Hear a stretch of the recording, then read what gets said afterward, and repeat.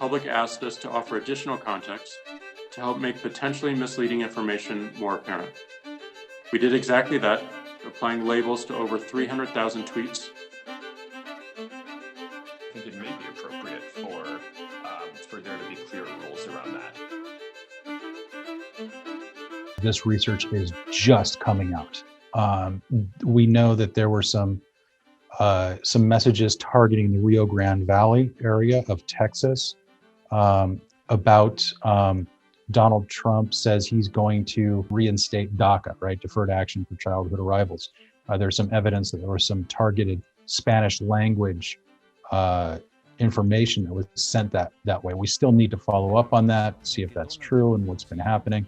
Our university has just started looking at Spanish language Twitter to uncover what was going on in the Rio Grande Valley, as well as the other area, which really became a what happened for Democrats, which is Miami-Dade County, right, where we saw the vote, really not turn up for the Democrats there, may have gone strongly for the Republicans.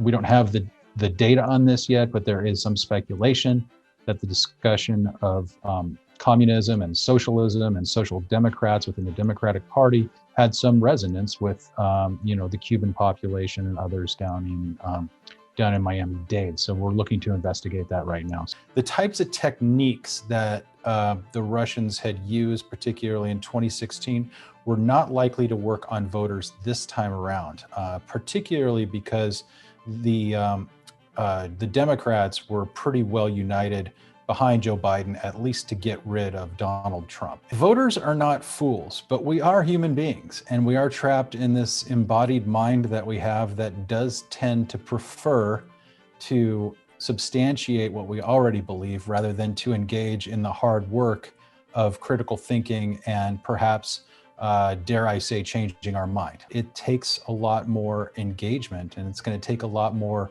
information literacy and social media news literacy as well to really overcome it. I think the jury is still out as to whether the labeling works. I think we need more scientific studies where we study the labeling. We do know that fact checking can help, but it's only rather marginal. People seem to want to believe what they want to believe, and a lot of times they will search out for things on the internet that really conform and will repeat stuff that conforms to their pre-existing views. And there's more information out there than there's ever been. There's a lot of bad information out there, and so getting people to think critically about it when they're thinking about casting their vote, I think is absolutely essential for democracy.